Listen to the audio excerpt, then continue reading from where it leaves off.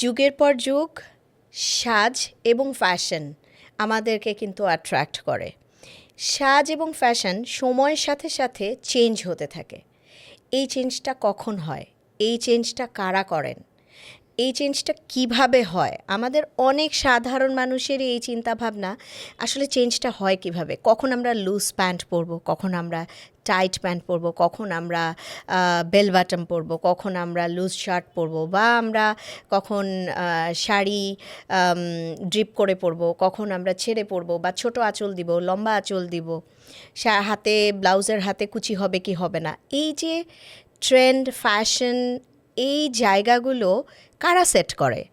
এই জায়গাগুলো কিভাবে সেট হয়? এই জায়গাগুলো কিভাবে আমরা চিন্তা করি বা কিভাবে আসে? আমরা জানি এই জায়গাটি চেঞ্জ হয় বহির্বিশ্বের প্রতিটি জায়গায়, সময়ের সাথে সাথে ট্রেন্ড সেটার আছে। বাট আমাদের দেশে এই বাংলাদেশেও তেমনই ট্রেন্ড সেটার আছেন, যিনি সৌভাগ্যক্রমে আজকে আমার সঙ্গে আছেন, যার সঙ্গ আজকে আমাকে সম্মানিত করেছে। সো আমি খুব ভালো ফিল করছি। আমাদের সাথে যিনি আছেন তিনি হচ্ছেন শাহরুখ আমিন।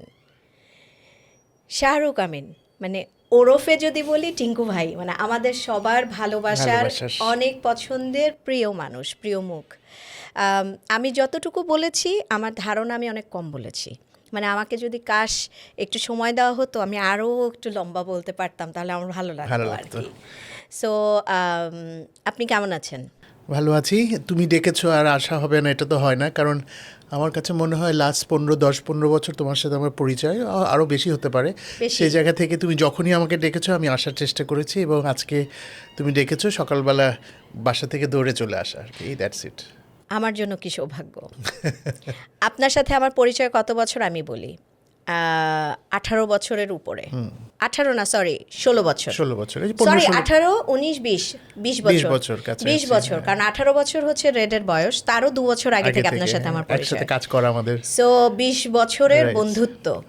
অ্যান্ড সামহাও আমি জানি না, সবাই ইন্ডাস্ট্রি সবাই আপনাকে অনেক ভালোবাসে এবং আপনিও তাদেরকে অনেক পছন্দ করেন, এবং সামহাও সবাই আপনাকে অনেক বেশি পছন্দ করে। Maybe you are stylist, you are অনেক ট্যালেন্টেড, সুপার ট্যালেন্টেড, আমি যদি বলি মাল্টি ট্যালেন্টেড কিনা জানি না, কিন্তু আমি যখনই যে কাজটা করেছি আসলে মন থেকে ভালোবেসে, এবং আমার কাছে মনে হয়েছে এটা আমার কাজ এবং এটাকে আমি প্রায়োরিটি দিয়েছি। সেটা ফ্যাশন শো হোক, ফটোগ্রাফি হোক, এক্সিবিশন হোক, ডিজাইনিং হোক, যেখানেই হোক, ইন্টেরিয়ার হোক, যেখানেই হোক, আসলে আমি সেই কাজটা আসলে মন থেকে ভালোবেসে করা। সো আমার কাছে মনে হয় ভালোবেসে যে জিনিসটা করবে সেই জিনিসটা আসলে তখন মানুষের কাছে অ্যাট্রাক্ট হবে এবং মানুষ এটা বুঝবে যে এটা আসলে ভালোবাসা থেকে কাজটা করা আর কি। আমার কাছে মনে হয় তার মানে হচ্ছে আপনার দেখার চোখ আর আমাদের দেখার চোখের মধ্যে বিশাল পার্থক্য। আপনি দেখতে পান। হ্যাঁ, আমি হয়তো দেখতে পাই, বা এটা আসলে আমার ভালো লাগা, ভালোবাসার জায়গা থেকে আমার মনে হয় এটাকে নিয়ে আমি অনেক গভীরভাবে চিন্তা করি। সেই জায়গা থেকে আসলে আমার মনে হয় সেটা আমি যত সহজে দেখতে পাই সেটা হয়তো তোমরা দেখো না। বা আমার কেন মনে হয় আমি অনেক বেশি ডিপেন্ড করি আপনাকে। যে কিছু হলে টিঙ্কু ভাই এটা কি হবে, টিঙ্কু ভাই এটা ঠিক আছে। এমনও হয়েছে শাড়ি বের করে ব্লাউজ ফেলে ছবি তুলে আপনাকে পাঠিয়েছি, টিঙ্কু ভাই এটার সাথে এটা পরবো, মনে আছে? হাজারো দিন। সো এই যে ডিপেন্ডেন্সি, এটা আমার এরকম অনেকেই আছে, আমাকে ধরো কোথাও যাচ্ছে, যারা আমার কাছ থেকে কাপড়টা নেয় বা ইয়ে করে, যে সে তারা কনফিউজ হয়ে যায় কোন শাড়িটা পরবে বা কোন ইয়েটা, তারা আমাকে ফটো তুলে পাঠায় বা ভিডিও কল করে। যে আসলে বিকজ আমি আসলে স্টাইলিস্ট হিসেবে অনেক বছর ক্যানভাসে কাজ করেছি। আমি যেহেতু ফ্যাশন ডিজাইনিং করি, যেহেতু আমি ফ্যাশন শো করতাম, কোরিওগ্রাফি করেছি, সো অ্যাজ এ স্টাইলিস্ট হিসেবে তারা আসলে খুব কনফিডেন্ট ফিল করে আমার ক্ষেত্রে, যে আমি কোনো ইয়ে দিব না। সেই জায়গা থেকে হয়তো তারা আমার উপর নির্ভর করে আমাকে আসলে যোগাযোগ করে, এবং তারা স্যাটিসফাইডও হয় আসলে সেই জায়গা থেকে যখন সে ওই পোশাকটা পরছে বা ওই লুকটা দিয়ে যাচ্ছে। সেটা আসলে তো আমার কাছে মনে হয় যে অনেক দিন ধরেই যেহেতু ফ্যাশন ইন্ডাস্ট্রিতে কাজ করে আসছি, আমি হঠাৎ করে সেদিনই ভাবছিলাম যে অনেক কিছু তো করলাম, একটা গ্রুমিং ক্লাসের মতো করলে কেমন হয়, যে সাধারণ মানুষ আসলে যারা নিজেকে কনফিডেন্টলি মানুষের সামনে আসতে পারছে না, বা তার কাছে মনে হয় যে সে প্রপার না, বা তার কী ধরনের কাপড় পরা উচিত, বা কী ধরনের কালার পরা উচিত, বা কী ধরনের কিসের সাথে কি পড়া উচিত, তার হয়তো আদার্স কোয়ালিটি আছে, কিন্তু এই জায়গা থেকে সে একটু ল্যাকিংস, সে শাই ফিল করে বা সে কনফিডেন্ট না অন্য মানুষ 10জন মানুষের সাথে যেয়ে দাঁড়াতে, সেই জায়গাটা কিন্তু আসলে আমার মনে হয় একটা হওয়া উচিত যে নিজেকে তৈরি করা, নিজেকে কীভাবে তৈরি করা যায়, সে এরকম একটা ওয়ার্কশপ করা যায়। অসাধারণ আইডিয়া। ইন্টারেস্টিংলি এটার মেবি 1/3 আমি করি কিভাবে। গত সপ্তাহে আমার একটা মেয়ের এরকম হলো, গ্রুমিং করিয়ে দিলাম এবং তারপরে মানে মেয়েটাকে জাস্ট একটা ছেলের সাথে দেখা করাবে বিকজ বিয়ে শাদির জন্য, আর মেয়ের বোনটা খুব ভয় পাচ্ছিল বিয়েটা হবে কি হবে না। ফাইনালি ওর গ্রুমিং এত ভালো হয়েছিল যে ওর দেখে পরিচয়ও পছন্দও হয়ে গেছে, এঙ্গেজমেন্টও হয়ে গেছে এবং বাহ। আক্তও হয়ে গেছে। Very good. So I am so happy, এবং এটা আমার মাথায় অনেকবার এসছে যে এরকম হতে পারে। তো আমার মনে হয় আপনি এখন এটা করে ফেলতে পারেন নিশ্চিন্তে। সো এটা আমার মনে হয় খুব ভালো একটা ব্যাপার হবে। সাধারণ মানুষকে আসলে আপনার change ছোঁয়াটা দরকার। পেয়ে হ্যাঁ, যাবে, হ্যাঁ, আপনার থট প্রসেস। কারণ অনেক সময় হয় আমার স্টোরে আসে মানুষ, পোশাক নিচ্ছে, আসলে পোশাকটা তার জন্য প্রপার কিনা সেটা সে জানে না, তার তার ক্যারেক্টারের সাথে, তার মেন্টালিটির সাথে এই পোশাকটা ঠিক আছে কিনা জানে না, পোশাকটার সাথে কী ধরনের ব্যাগ জুতা পরতে হবে সেটা সে হয়তো জানে না। শুধু পোশাকটা কিনে নিয়ে পড়লেই তো হলো না, আদার্স সব কিছুতে আসলে ব্লেন্ড হওয়ার একটা বিষয় আছে আমার কাছে মনে হয়। সো সেই ক্ষেত্রে আমি নিজেও যখন স্টোরে থাকি তখন অনেকে ক্লায়েন্ট এসে বলছে যে আমি এই পোশাকটা কেমন, আমি বলছি না আপনার ক্যারেক্টারের সাথে, আপনার পার্সোনালিটির সাথে এটা যাচ্ছে না, টেক দিস ওয়ান, এটা বেশি বেটার লাগবে আপনাকে। আমি কিন্তু তাদেরকে সেই ইয়েটা দিই আসলে। আপনি কি আমাকে বলতে পারেন, আমি যেটা জানি ইনফরমেশনটা আর আপনার ইনফরমেশনটা আমি একটু মেলাতে চাই, যে বাংলাদেশের প্রথম বিউটি মানে বুটিক কনসেপ্টটা, যেটাকে বলে বুটিক কনসেপ্টটা, আপনাদের ইন্ডাস্ট্রিতে কে প্রথম ইন্ট্রোডিউস করিয়েছে? আচ্ছা, আমরা যখন স্টার্ট করেছি তখন আমাদের আগে যারা ছিলেন তাদের তো আসলে কাজ অন্যরকম ছিলেন। আমি দিয়া নাসরিন করিম, ওনাকে দেখে বড় হয়েছি। আমি রিনা লতিফ যে উনি আছেন, ওনাকে দেখে বড় হয়েছে। আমি আনিলা হককে দেখে বড় হয়েছি। আমি মাহিন খানকে দেখে বড় হয়েছি, বিবি রাসেলকে দেখে বড় হয়েছি। সো ওনাদের কাজ দেখে আমরা ইন্সপিরেশন জাগতো, মনে হতো যে আসলে যেহেতু আমি ডিজাইনিংয়ে আছি, তো আমার উপর বড় যারা আছে তারা আসলে কিভাবে কাজ করছে, তাদের কাজটা কীরকম। সো আমরা কিন্তু তাদেরকে দেখে আসলে এই জায়গায় চলে আসা। এখনকার জেনারেশনে যারা কাজ করছে, আমি তাদের মধ্যে ওই ক্রেভিংটা দেখি না আফরোজা। ওই ক্রেভিং, ধরো তুমি যখন কাজ স্টার্ট করেছো তখন যারা তোমাদের সিনিয়র যারা ছিল তাদেরকে দেখে তোমাদের ইন্সপিরেশন জাগতো যে হ্যাঁ আমি ওনার মতো হতে চাই বা ওনার মতো কাজ করতে চাই বা ওনার পজিশনে যেতে চাই। কিন্তু এখনকার জেনারেশনে আমি লাস্ট 5, 6, 7, 10 ইয়ার্স থেকে আমি কাউকে দেখছি না যে মানুষটাকে দেখে মনে হয় যে ওর ইন্সপিরেশন আছে এই মানুষটার প্রতি এবং তার কাজের মধ্যে আমি ওই রিফ্লেকশনটা দেখতে পাই। সো এই জিনিসগুলো আসলে ল্যাকিংস। মানুষ এখন খুবই ফোন উপর ডিপেন্ডেন্ট, মানুষ এখনও এইসব আদার্স জিনিস নিয়ে ব্যস্ত রাদার দেন ক্রিয়েটিভিটি। সো ক্রিয়েটিভিটিটা আসলে বাই বর্ন সাথে, এবং এটাকে তো পরিচর্যা করতে হবে। তো ওই জায়গাটা আসলে মানুষ খুব অস্থির আমার কাছে মনে হয়। এক্স্যাক্টলি, মানে আগে যেটা ছিল, গুরু একজনকে কিন্তু আমরা সেট করতাম যে এই মানে উনি আমার গুরু বা আমি ওনার মতো হতে চাই বা ওই জায়গায় যেতে চাই, এবং ওই ডেডিকেশন নিয়ে হাঁটা শুরু করলে ওই পর্যন্ত না পৌঁছতে পারি, কাছাকাছি তো যেতে রাইট। পারি। যেমন আমরা যখন এক্সিবিশন করেছি, আমি তুমি রফিক ভাই, ফটোগ্রাফার রফিক ভাই মিলে যে আমরা ট্রাইও করেছি, বিউটিফুল ব্রাইড করেছি, সেই সময় কিন্তু আসলে আমরা কিছুর জন্য করা না, আমাদের শখে করা, এবং আমরা ক্রিয়েটিভ কাজ করব, আমরা একটা এক্সিবিশন করব, সবাই আসবে, ভালো লাগবে, ভালোবাসা থেকে আমাদের এই এক্সিবিশনগুলো করা ছিল। কিন্তু আমি তারপরে গত 10 বছর বা 12 বছরে আমি কোনো একটা মানুষকে পাইনি যে ওরকম একটা এক্সিবিশন করছে বা ওই ধরনের কোনো একটা চিন্তার জায়গা থেকে একটা কিছু করছে যেটা দেখে আসলে আমরা বলবো যে হ্যাঁ আমাদের নেক্সট জেনারেশন একটা এমন কিছু করছে যেটাকে দেখে আমরা ওয়াও করতে পারি বা বলতে পারি যে হ্যাঁ ভালো কিছু হচ্ছে। ওই জায়গাটায় ল্যাকিংস হয়ে গেছে আমার কাছে মনে হয়। তার মানে আমরা এখন অবধি পেটের ক্ষুধা না, মানে মনের ক্ষুধা মেটানোর জন্য অনেক কাজ করেছি বা করছি, এখনও যদি একটা দুটো করি, কিন্তু ম্যাক্সিমাম মানুষ শুধু বিজনেস চিন্তা করে কাজ করে। ব্যাপারটা কীরকম? বিজনেস আসলে ধরো ফিল্ম যারা করে তারা তো একটা স্টোরি নেয়, একটা ডিরেক্টর নেয়, এরকম তারা কি তখন বিজনেস চিন্তা করে যে আমি আসলে এটা দিয়ে আমার বিজনেস হবে কি না বা এটা বক্স অফিসে হিট হবে কি না, ওই ব্যাপারটা দিয়ে চিন্তা করে। সে তো গল্পটা নিয়ে সে ভাবে এই ক্যারেক্টারটা এরকম হওয়া উচিত এবং এই ব্লেন্ডিংটা হবে, ভালো কিছু হবে, তারপর তার কাছে মনে হয় যে আমি ডিরেকশনটা ভালো দিয়েছি, সেই জায়গা থেকে একটা ভালো সিনেমা আমরা দেখি। কিন্তু সব সিনেমা কি সুপারহিট হয় না। সো সেই জায়গা থেকে কিন্তু আসলে মানুষ কি আর ওটা চিন্তা করে কিছু হয় যে আমার এটা ব্যবসা সফল হবে বলেই আমি আসলে মুভিটা করব না বা ড্রামাটা তৈরি করবো, তা তো না। বা গানও তো সেম জিনিস, যে হিট হবে কি না সেটা তো কিন্তু যে মানুষটা তৈরি করছে তার 100% দিয়েই তার সেই তৈরি করছে। হ্যাঁ, ট্রেন্ড সেটার হিসেবে আপনি কাজ করে আসছেন, যেটা আমরা জানি, যে এই যে আমি শুরুতে যেটা বললাম, আর নিজেকে এরকম একটি জায়গায় বসিয়ে রাখা কিন্তু অনেক দায়িত্বের একটা ব্যাপার।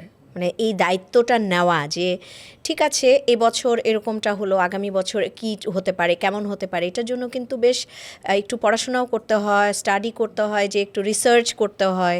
সেটার জন্য আপনি কতটা সময় দেন, আর সেটা আপনি কেমনভাবে এনজয় করেন? আচ্ছা, কতটুক সময় দেই আসলে বলাটা আমার না, আমি 24 ঘন্টাই এটা নিয়ে ভাবি। যেমন আমি আজকে যে তোমাকে আমাকে ডাকা, গতকাল রাতে আমি কিন্তু ঘুমিয়েছি ধরো 4 ঘন্টা, কিন্তু আমি ঘুমের মধ্যেও আমি দেখছি যে আমি পয়লা বৈশাখের কাপড় ডিজাইন করছি। হ্যাঁ, এবং আমি ঘুমের মধ্যে দেখছি আমি ব্ল্যাক অ্যান্ড হোয়াইট পরে আসবো। সো এই যে ব্যাপারগুলো, সো আমার কাছে মনে হয় আমি 24 ঘন্টার 18 ঘন্টাই আসলে ফ্যাশন নিয়ে ভাবি, বা আমার আনকনশিয়াস মাইন্ডই আমাকে ওই জায়গাটায় নিয়ে যায় আফরোজে, যেটা আমি আসলে মাঝে মাঝে মনে হয় আমি এত বেশি ডিভোটেড হওয়াটা ঠিক না।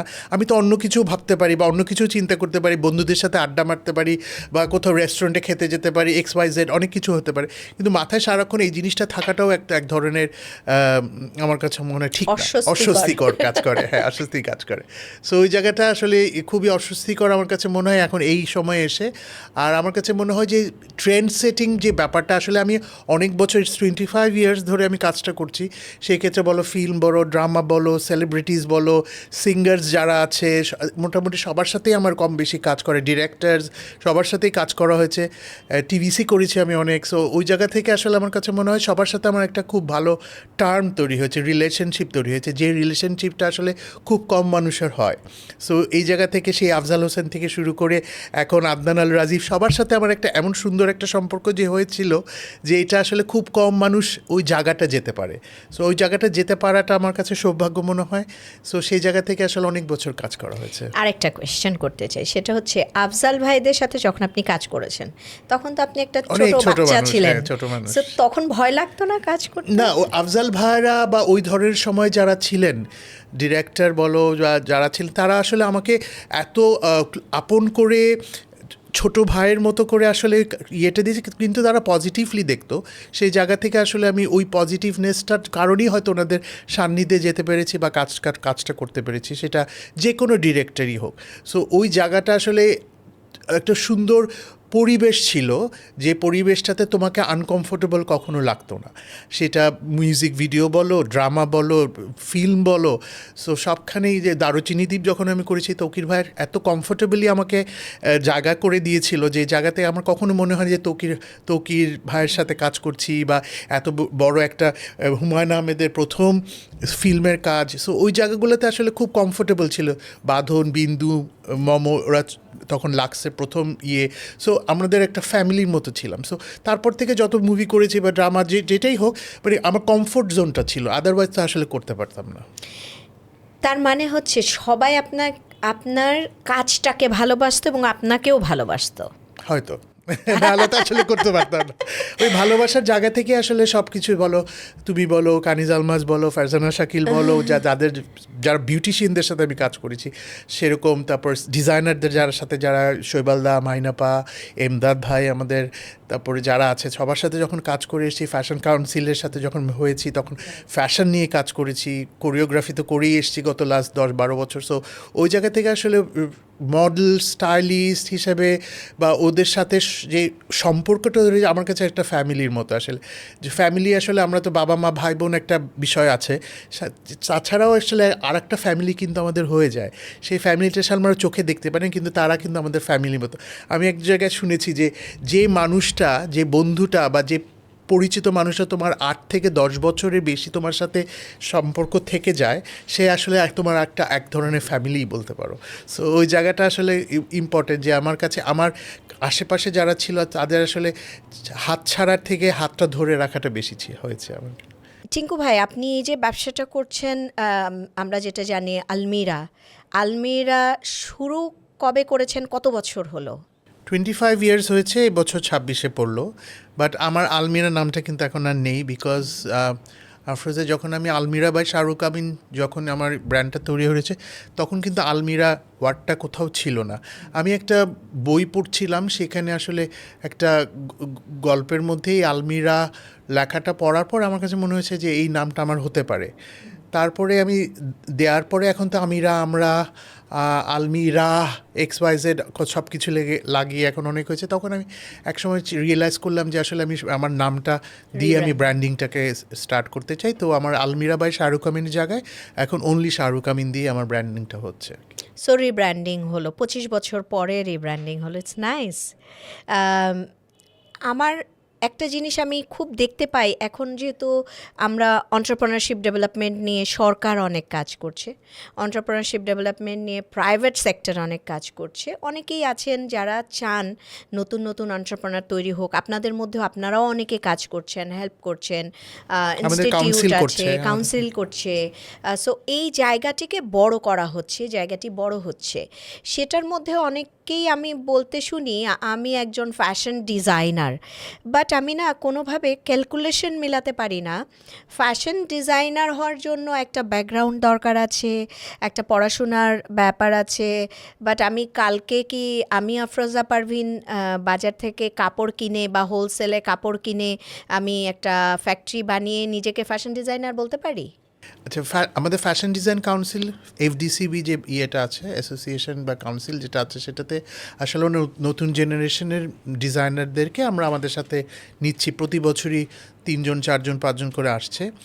এখন আমি এখন আমরা যখন স্টার্ট করেছি তখন কিন্তু আমাদের এই হোয়াটসঅ্যাপ বা ইনস্টাগ্রাম বা ফেসবুক কিছু ছিল না। আমাদের সবসময় আমরা নিজেরা ডিজাইন করে আমাদের একটা স্টোরে কাপড় রেখেছি, মানুষ এসে কাপড়টা পছন্দ করেছে, ট্রায়াল দিয়েছে, পরে নিজে কমফোর্টেবল ফিল করে তারপর সে তার মতো করে পোশাক নিয়েছে।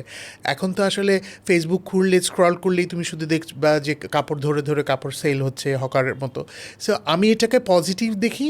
আবার আমার কাছে মনে হয় যে একটা মানুষ যদি একটা পোশাক ফিল না করে নেয় বা সে যদি গায়ে না পরে নেয়, সেটা আমার কাছে খুব মনে হয় যে আমি আরাম পাচ্ছে না বা আরাম লাগছে না। হয়তো ওয়ার্ল্ড ওয়াইড এটার একটা প্রচার বা আছে, কিন্তু আমি হয়তো ওল্ড স্কুল, সেই জন্য আমার কাছে মনে হয় যে একটা পোশাকে আসলে নিজের চোখে দেখে নিজের গায়ে পরে পোশাকটা ধরে আরাম করে এই শপিং করাটার মধ্যেও একটা আনন্দ আছে। তো আমি ওইটা পক্ষপাতী। আর 2 নম্বর, এখনকার জেনারেশন যারা ডিজাইন করছে তারা আসলে পাশের জন কী করছে, পাশের মানুষটা কী করছে সেটাকেই একটা কপি করছে। ধরো আমি একটা মেলায় গেলাম কিছুদিন আগে সবগুলো স্টল ঘুরে আমি যখন ফিরে আসছি, আমি চিন্তা করলাম যে এখানে যারা ডিজাইনার হিসেবে কাজ করছে তারা প্রত্যেকে ইয়াং, ভাইব্রেন্ট, কালারফুল সবাই, কিন্তু তাদের প্রত্যেকটা স্টলের পোশাকই এক। প্রত্যেকটা পোশাকের মধ্যে একটা সিঙ্ক্রোনাইজ মনে হচ্ছে যে ভিন্নতা নেই। আমি ডিজাইনার টু ডিজাইনার যে একটা ডিফারেন্স, একটা ক্যাটাগরি করতে পারবো, সেটা আমি করতে পারি। প্রত্যেকেরই মাসলিনের মধ্যে সিকোয়েন্সের কাজ, প্রত্যেকের কাপড়ের মধ্যে ফ্রিল, প্রত্যেকেই সেম প্যাটার্ন, সেম স্টাইল, তুমি ইন্ডিভিজুয়াল করতে পারবে না। একসময় আমরা যখন দেখতাম আমাদের সিনিয়র ডিজাইনারদের, সেটা রিনা লতিফ বলেন, আনিলা হক বলেন, হুমায়রা খান বলেন, প্রত্যেকের একটা ইন্ডিভিজুয়াল স্টাইল ছিল, তাদের একটা স্টেটমেন্ট ছিল। কিন্তু এখনকার জেনারেশন, আমি ধরো 10টা young generation, Mahin upper design, it's like এই যে ওরা যে টোন অন টোন একটা কাজ, খুব ডেডিকেট ওয়ার্ক আর কি, টার্সেল খুব সুন্দর হয়, প্যাটার্ন খুব সুন্দর হয়। তো ওনার একটা ইন্ডিভিজুয়াল স্টাইল, প্রত্যেকের একটা ইন্ডিভিজুয়াল স্টাইলে, শৈবালদার একটা ইন্ডিভিজুয়াল স্টাইল, প্রত্যেকের ইন্ডিভিজুয়াল স্টাইল থাকে। তো আমরা যখন কাজ করেছি প্রত্যেকেই আসলে আমরা ভেবেছি যে নিজস্বতা একটা থাকুক। তো এখনকার জেনারেশনের যে ডিজাইনার, আমি কারো কাপড় দেখে তুমি বলতে পারবে না দিস ইজ এটা তার তুমি বলতে পারবে, মনে হবে কি সবারই একই রকম। হয়তো ইন্টারন্যাশনাল, ইন্ডিয়া, পাকিস্তান সবখানে দেশে যে স্টাইল কাট ফলো করছে, ওটাকেই একটা কপি করে ওরকম করে একটা এমব্রয়ডারি করে ওরকম করে ঝুলিয়ে দিল, এবং পোশাক বিক্রি হচ্ছে ডিজাইনার। রেডিমেড কাপড় কিনে এনে বিক্রি করছে, মানে তাদেরকে তো আসলে তুমি তারা তাহলে বিজনেস করছে, আসলে বিজনেস করছে। হ্যাঁ, ডিজাইনার আর বিজনেস। হ্যাঁ, তো সে ডিজাইনার, আমি একটা জিনিস ক্রিয়েট করে একটা মানুষের কাছে তৈরি করে করে একটা কনসেপ্ট বিক্রি করার যে জায়গাটা, সেই জায়গা থেকে আমি আর একটা জায়গা থেকে এনে বিক্রি করার মধ্যে ভিন্নতা আছে। সো আমি ডিজাইনার বলার আগে একটু ভাবা উচিত যে আসলে আমি ডিজাইনার বলবো কিনা নিজেকে, রাতে আমি বলতেই পারি যে আমি একজন সফল ব্যবসায়ী, সেটা আরও বেশি সুন্দর, এন্টারপ্রেনার, সেটা শুনতে বেশি ভালো লাগে।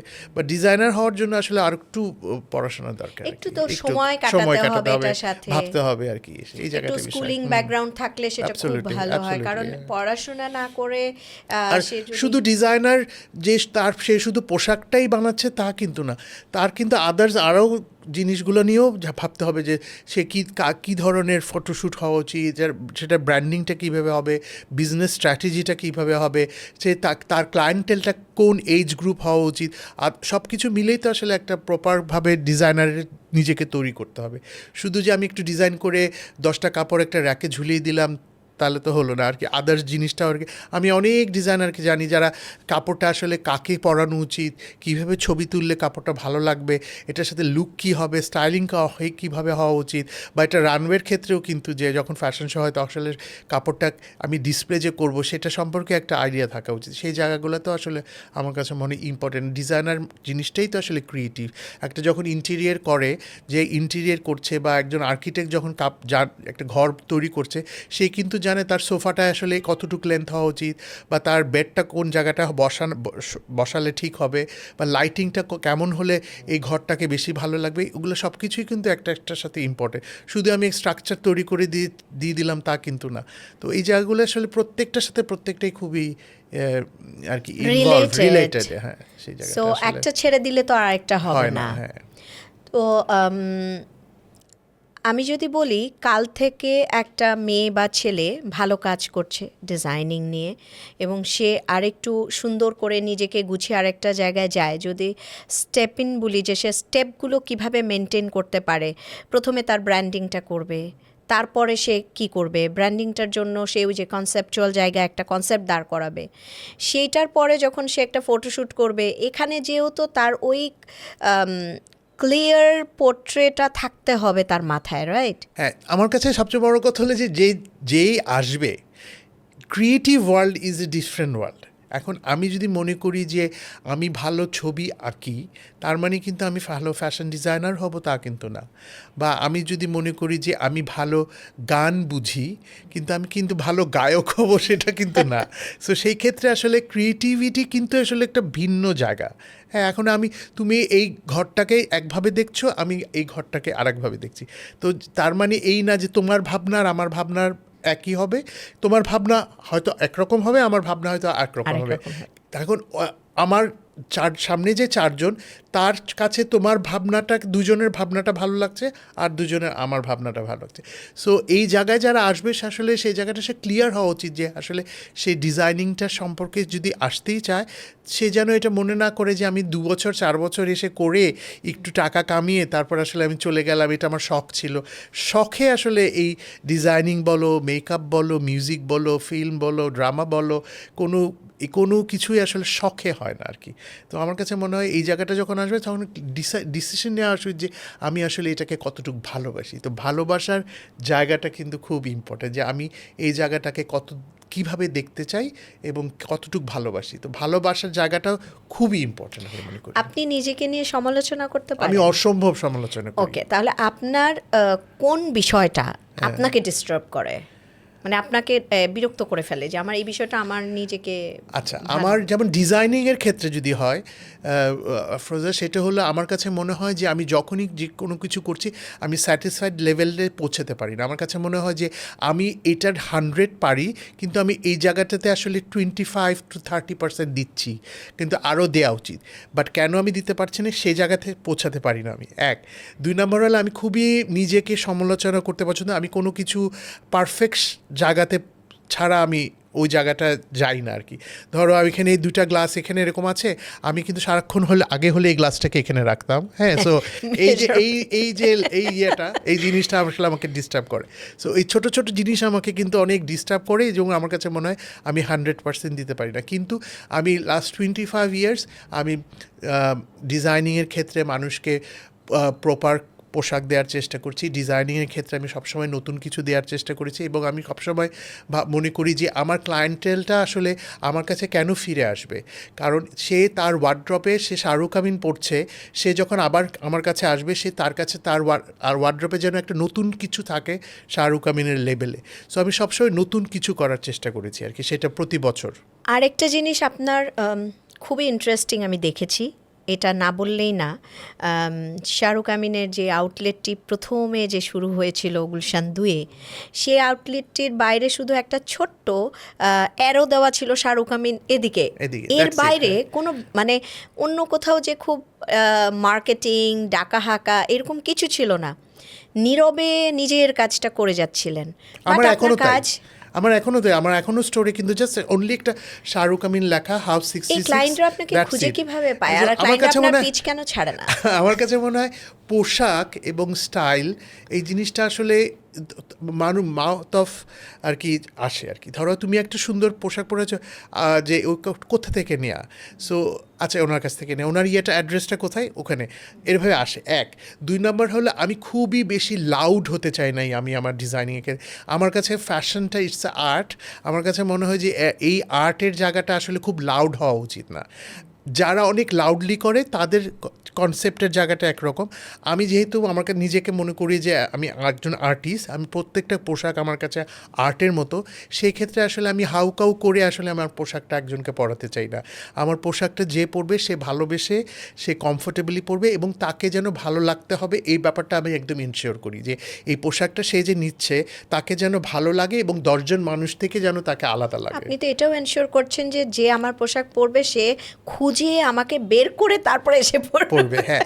যেমন আমি দেশের বাইরে যখন যাই, আমি কিন্তু অনেক বড় বড় ব্র্যান্ডের স্টোরে যেয়ে যতটা খুশি হই তার থেকে ওই যে ছোটো যেসব সো কল ছোটো ছোটো বুটিক স্টোরগুলোতে যেয়ে কিন্তু আমি বেশি আনন্দ পাই, বিকজ তারা অল্প পরিসরে পোশাক করে এবং তাদের কাজটা অনেক ক্রিয়েটিভ হয়, এবং তারা অনেক এটাকে আর্টের মতো করে ভাবে, সেই জায়গাটা আসলে আমি এনজয় করি। তো এবং আমি বাংলাদেশের ক্ষেত্রেও বা আমার নিজের ক্ষেত্রেও তো আসলে আমি ওভাবেই চিন্তা করেছি যে আমি আসলে আর্ট বিক্রি করছি, নট আর কি সো কল পোশাক আর কি।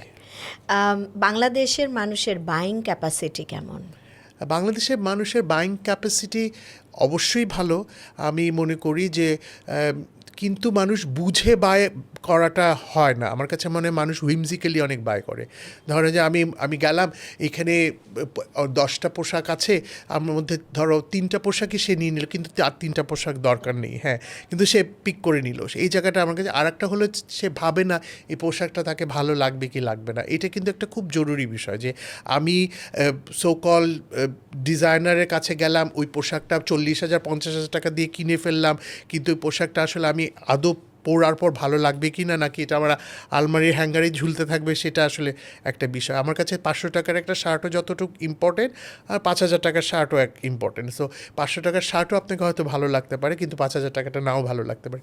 সো আমি যখনই আমার ক্লায়েন্টকে আসে এবং তাকে দেখে আমি বলি যে এই পোশাকটা আপনাকে ভালো লাগবে বা এই শাড়িটা আপনাকে ভালো লাগবে, আপনি গো ফর দিস থিংস, কটনে আপনাকে সুন্দর লাগবে, এই জিনিসগুলো কিন্তু আসলে জরুরি। যদিও আমাদের দেশে বাংলাদেশে কোনো ব্র্যান্ডে আমরা ডিজাইনারকে খুঁজে পাই না, কিন্তু আমি 9 to 6 থাকার চেষ্টা করি।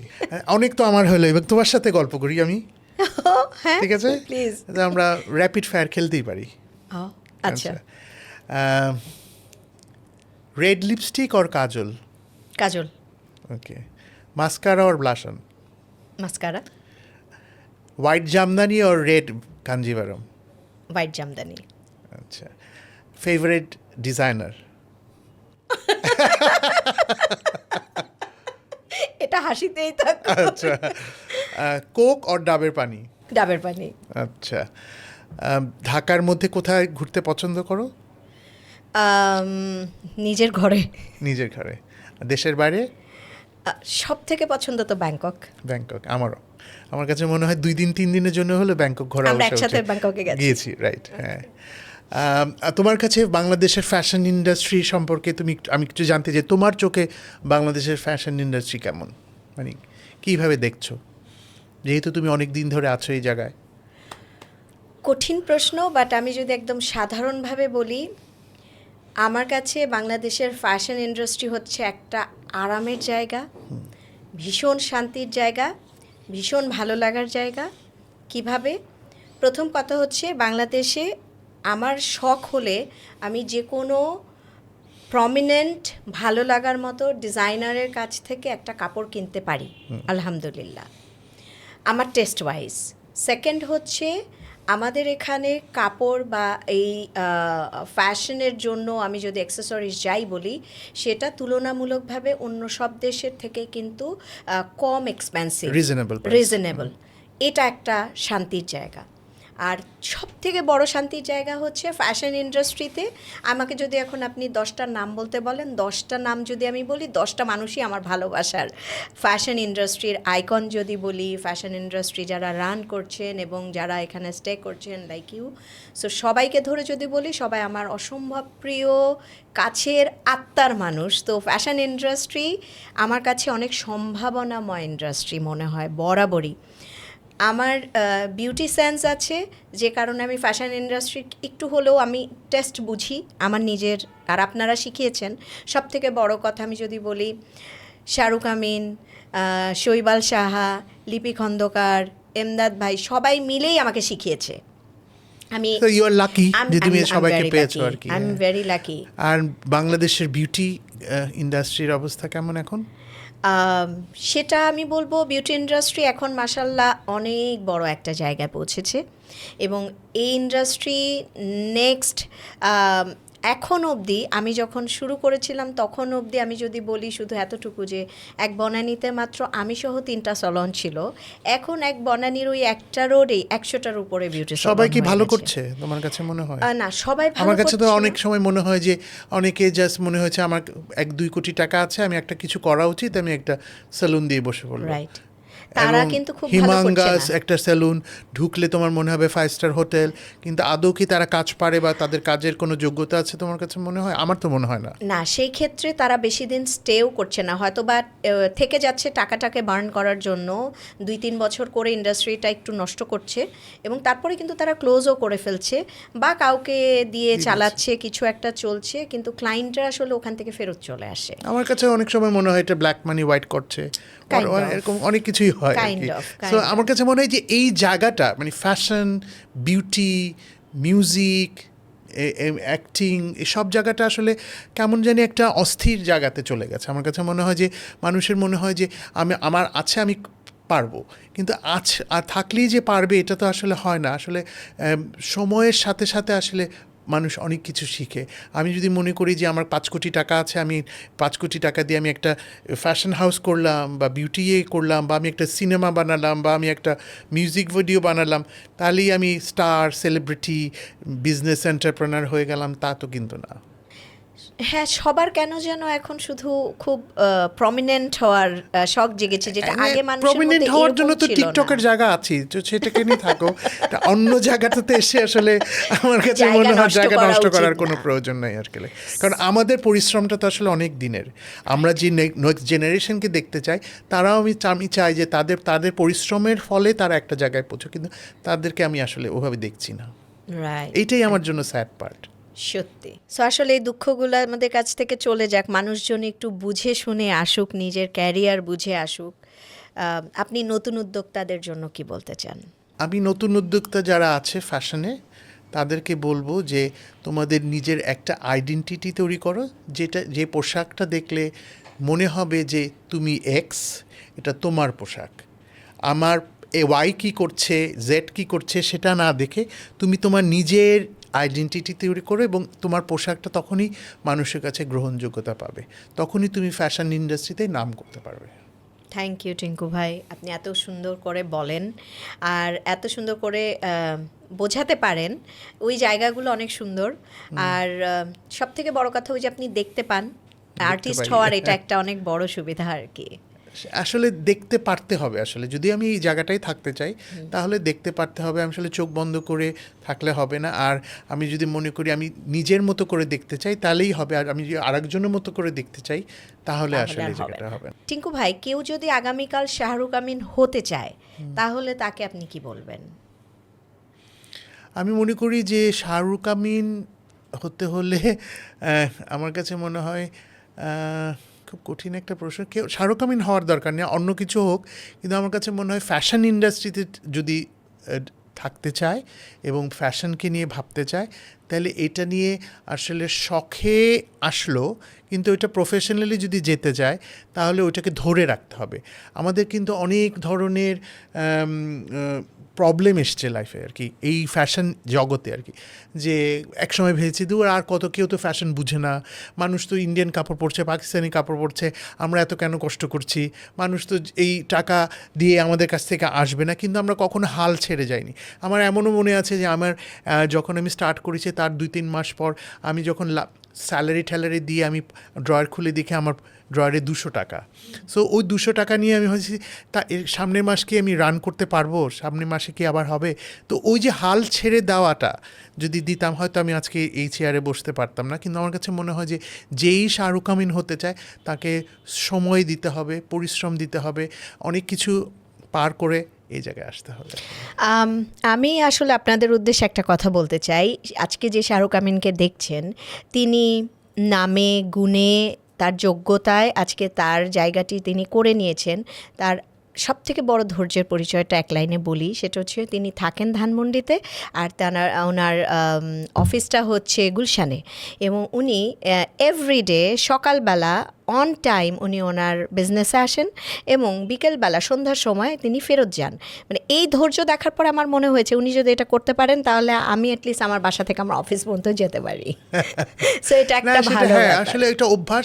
আমি অনেক সময় নিজেকে ভেবেছি যে আসলে আমি বনানী গুলশানের দিকে চলে আসব, কিন্তু যেহেতু ধানমন্ডির ওদিকে একটা আমার নিজেদের বাড়ি, সো আমার কাছে মনে হয়েছে এই যে আমি সকালবেলা ঘুম থেকে উঠে রেডি হয়ে আমার এদিকে আসতে হয়, এটা এক ধরনের আমার মেডিটেশনের মতো কাজ করে। আমি যদি বনানী গুলশানের দিকে থাকতাম তাহলে হয়তো আমি মনে হয় এখান থেকে তো আমার স্টোরটা 10 মিনিটের রাস্তা, 15 মিনিট, আচ্ছা একটু বাসায় রেস্ট নিই, আচ্ছা একটু গান শুনি, আচ্ছা একটু টিভি দেখি, আচ্ছা এটা করি।